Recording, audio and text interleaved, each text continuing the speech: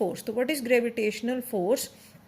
वो फोर्स जो सेब को अपनी तरफ खींच रही थी, या वो फोर्स जिसके कारण जो हमारे पास एप्पल जो है धरती पर जा रहा है। The force of attraction between any two particles in the universe is called gravitational force. तो वो फोर्स दोनों तरफ से लगी है भाई, वो अर्थ की तरफ से भी लगी है और वो फोर्स एप्पल की तरफ से भी लगी है, तो वो हमारे पास ग्रेविटेशनल फोर्स होगी।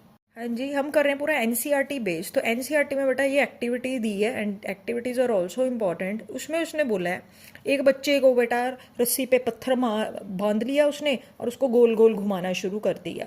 ठीक है जी, जब वो गोल गोल घुमा रहा है तो वो देख रहा है कि पत्थर जो है जब सर्कुलर मोशन में घूम रहा है तो उसकी डायरेक्शन बार बार चेंज हो रही है, क्योंकि सर्कुलर मोशन में एक डायरेक्शन नहीं होती है, तो वो बार बार डायरेक्शन चेंज हो रही है। और इसकी डायरेक्शन चेंज होने के पीछे क्या है, उसकी वेलोसिटी भी चेंज होगी और उसकी एक्सेलरेशन भी चेंज होगी। ये जो फोर्स है जिसके कारण ये एक्सेलरेशन चेंज हो रही है और बॉडी सर्कुलर पाथ में मूव करती जा रही है, सेंटर की तरफ एक्ट कर रही है, और इसको बोलते हैं सेंट्रीपिटल फोर्स। अब वो आगे कहता है अगर वो उस रस्सी को छोड़ जाए और पत्थर किस तरह से घूमेगा, वो बेटा एक टेंजेंट की स्ट्रेट लाइन में घूमेगा, टेंजेंट की तरह।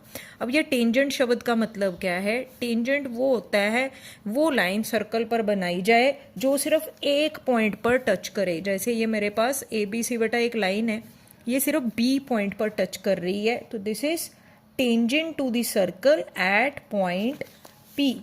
ठीक है जी। अब इसी तरह से हम इसमें पढ़ते हैं कि हमारे पास जो है प्लैनेट्स जो है सन के आसपास घूम रहे हैं, वो भी सेंट्रीपिटल फोर्स है या ग्रेविटेशनल एक तरह की फोर्स है। सर्कुलर मोशन में है तो सेंट्रीपिटल फोर्स बोलते हैं।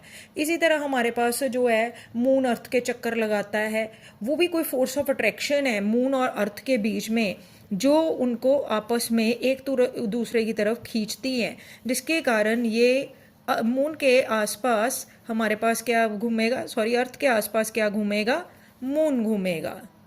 अब आप सोचोगे मैंने बोला है ग्रेविटेशनल फोर्स ये दो जाने हैं, इन दोनों की तरफ से है, ये इसको खींच रहा है, ये इसको अपनी तरफ खींच रहा है, लेकिन ये मून या अर्थ हमारे पास आपस में इतनी दूर तक एक दूसरे के पास क्यों नहीं आते हैं?